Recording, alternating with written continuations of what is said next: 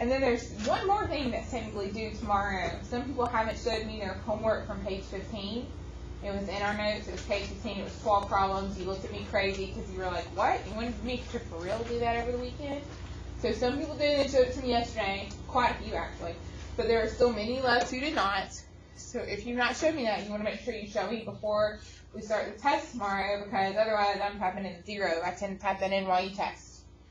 Okay, we had a checkpoint a few days ago. It was tiny. Well, all the checkpoints are tiny. We had one a few days ago. It had a graph, it had a table, and it had 2 problems where you had to calculate slopes. And I'm still missing that checkpoint from the following people. And they might have been absent, or they're just short one problem, but I didn't write down the complete score yet. AJ, Elizabeth, Jason, I think Jason was absent, that's why. Cassidy, bless her heart, absent again. Karen, I think Karen had like 1 problem. Seth, I think he was absent. And Katie. Katie is the last one. Okay, so it looks like this. If you lost yours, just let me know and I'll give you a new one. I just want to type in those easy points, and I can't yet because I'm missing yours. So we need to get that cleared up today if possible.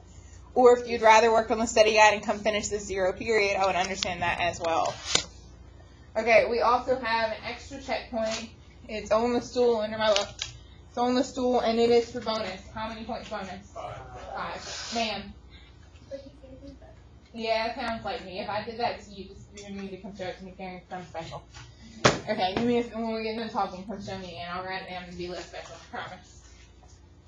Okay. Oh, I hate when I'm special. It happens all the time. Post-it was special. Everything was so special today. Okay. Let's go over your math workshop, and then we'll look briefly at that study guide to make sure we're on the same page. Some of these are super easy. Some of these you could have consulted Google. I gave you that opportunity, so it should be easy points. We'll see. Number 2A. Table 3 gets the point. Linear. 2B. Table 3 again gets the point. Would another table besides table 3 like to volunteer for I can't spell and talk at the same time. Quadratic. Okay, with another, yes, Jax. It is a square root function. And if you want to add in that word function, you can. That makes you feel better. You can have a point for that, Jax. Then we get to part D. Yes, Anne-Marie. It is absolute value.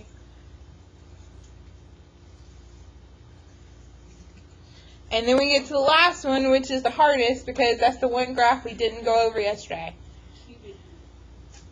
She says it's cubic. Cubic implies like x to the 3rd. It's cubic. It is called, I always called it rational. I always called it rational, but if you look in your textbook, they call it reciprocal. Reciprocal function. And table 3 can have their point for that. Oh, but we're not done giving out points yet. We still have to go finish the graph on 1E. And before we can finish the graph on 1E, I have to tell you, I told you a blatant lie yesterday. Blatant lie. I can't quite get it on the screen yet. Let's see. Let me see. Yep, it's on the, it's close to the screen now. Okay, maybe you know, maybe you wrote it on your paper. I told you a blatant lie yesterday. It's worth 2 points. What lie did I tell you?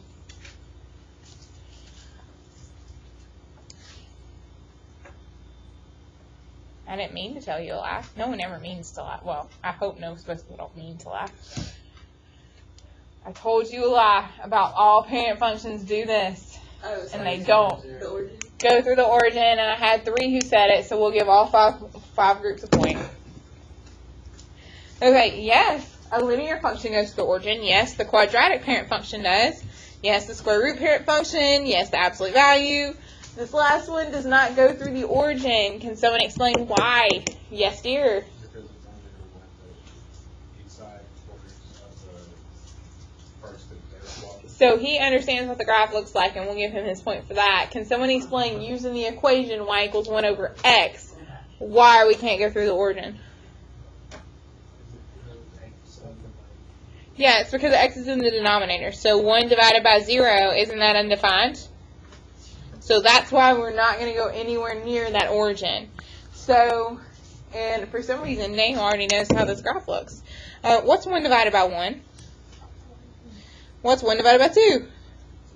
1/2. And 1 divided by 3, 1/3, 1/4, and we're going to get closer and closer to that x-axis, but we're not going to touch it. When you get closer and closer to something and you don't touch it, what's that called? It starts with an A. Interesting. We'll come to that later then. Okay, but going in the other direction, between 0 and 1, if we have, for instance, 1 divided by 1/2, well, that ends up being the whole number of 2. So at 1/2, I actually go up to 2. And at 1/3, I go up to 3. And 1/4, I go up to 4. 1/5, I go up to 5. So in the same way that it was approaching and approaching that x-axis, it also keeps approaching and approaching that y-axis. So it goes through 1, 1, and then otherwise it's just getting closer and closer to the x, closer and closer to the y. And of course it's going to do the exact same thing on the other side. So we've got to put our point at -1, -1, and then it's going to do the exact same thing, closer and closer to the x, closer and closer to the y, and we have this weirdo looking thing that's got two, it looks like two different graphs, but it's really the graph of the same function. Now, I'm impressed y'all actually knew that. Last period I had to make fun of him. I told you you could use whatever. I told you you could Google it. I looked in the back of the book. I looked up the word parent function in the index. It told me the term I didn't know was on page 545. Lo and behold, I've got this exact graph on page 545. So, I mean, it took me like 2 seconds. You could have done that too. You're that good.